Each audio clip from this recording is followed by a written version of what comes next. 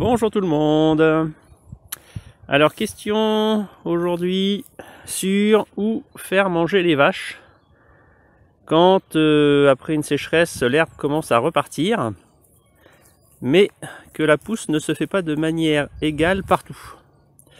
Donc je prends l'exemple ici, nous avons la zone humide qui a le moins souffert de la sécheresse bien sûr, qui se trouve ici sur ma droite, où l'herbe repousse déjà très bien après le dernier passage qui remonte à il n'y a pas si longtemps que ça, on va dire un mois, je dirais comme ça à vue de nez. C'est vrai que la tentation serait grande de venir pâturer ici parce que l'herbe est bien. On a déjà des feuilles là sur les graminées qui atteignent les 20 cm voire un peu plus. Donc on pourrait se dire bah ça serait intéressant de pâturer ici. Voilà, on va dire ici un mois de repousse. Et puis on a la zone qui est en face où elles sont logiquement censées aller dans le circuit habituel, c'est-à-dire cette zone là qui elle a déjà au moins 2 mois de repousse, mais qui est en fait beaucoup moins avancée que la zone humide qu'on vient de voir. Donc dilemme, moi en tant qu'éleveur, est-ce qu'il faut que je les mette là où il y a le plus d'herbe ou pas? Alors ma réponse à moi c'est ou pas. Pourquoi? Parce qu'en fait la zone où il y a le plus d'herbe aujourd'hui, c'est celle où il y a le moins de temps de repousse. Il y a plus d'herbe, mais moins de repos.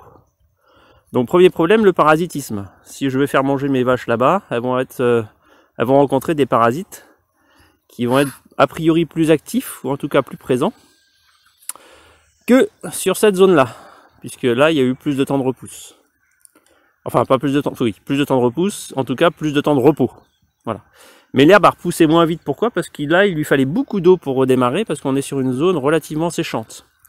Même plus séchante que la zone qu'on avait observée dans une précédente vidéo, là, quand on regardait la manière dont repoussait une prairie. En fait, la zone qui est plus haute là-bas, doit avoir des sols un peu plus profonds, ou peut-être la présence de la forêt, je ne sais pas, qui fait qu'il y a plus d'humidité. En tout cas, l'herbe a redémarré beaucoup plus tôt là-bas que ici. Donc là, heureusement, on a eu quelques beaux orages avec facilement 20 à 30 mm de pluie à chaque fois. Donc ça nous a permis de bien redémarrer, mais avec du coup un temps de retard par rapport à l'herbe qui est plus haut là-bas. Alors c'est pas grave, même s'il y a moins de hauteur d'herbe, c'est quand même là qu'elles vont aller. Pourquoi? Parce qu'en fait c'est là qu'on va pénaliser le moins la repousse, puisqu'on est ici en démarrage de repousse. Donc si je mange l'herbe qui est à peu près mangeable ici, eh bien en fait je vais moins pénaliser ma croissance que si j'allais dans la zone où l'herbe commence, donc la zone humide là, où l'herbe est en pleine phase de croissance déjà depuis quelques semaines. Et donc il faudrait que je vous fasse un petit dessin de courbe en S. Et vous voyez, quand l'herbe pousse, ça fait un S comme ça là. Je vous le dessine à la main comme ça.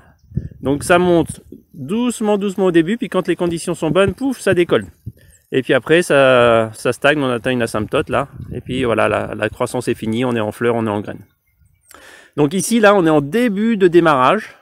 Donc je vais faire manger tout de suite, parce qu'en fait, le peu qu'avons mangé là, ça va pas me refaire descendre très bas. Et de toute façon, je suis au tout début de ma pousse, donc je vais pas trop pénaliser la repousse qui prendra derrière. Alors que si j'étais dans la zone humide derrière moi, je suis déjà là sur la pente qui grimpe. Si je mange ici maintenant, alors que ça fait à peine un mois de repousse, je retombe à zéro. Et je suis pas du coup... je vais pas optimiser mon maximum de pousse. Je préfère aller dans la zone humide, non pas quand je suis ici, mais quand je suis là. Parce que là, en un mois, on va avoir beaucoup d'herbe à pousser. Surtout en cette saison, là on est fin septembre, donc on a encore des belles pousses d'herbe à venir. Donc je préfère manger mon herbe ici qui est en début de repousse avec peu de parasites puisqu'en fait il y a eu un long temps de repos, et revenir derrière moi sur la zone humide qui aura déjà bien grandi, et j'aurai valorisé ainsi mon fourrage. Si je fais le contraire, si je commence par la zone humide, je vais la casser dans sa croissance, ça va revenir à zéro, et ici quand je vais revenir peut-être dans une semaine, quand j'aurai fini de manger ma zone humide, sur cette parcelle-là, je serai de toute façon qu'au tout début de la croissance encore. Donc j'aurai pénalisé ma zone humide et j'aurai pas spécialement gagné d'herbe sur la zone qui est en croissance maintenant. Si je fais l'inverse, la zone en croissance maintenant, en tout début de croissance, ça va être peu pénalisé. Par contre, je vais gagner beaucoup sur ma zone humide derrière. Voilà. Bon, j'espère que ça a été clair. Si c'est pas clair, j'essaierai de faire des schémas et je vous expliquerai ça peut-être avec des dessins plutôt qu'avec des mots. Allez, je vous souhaite une bonne fin de journée à tous. À bientôt.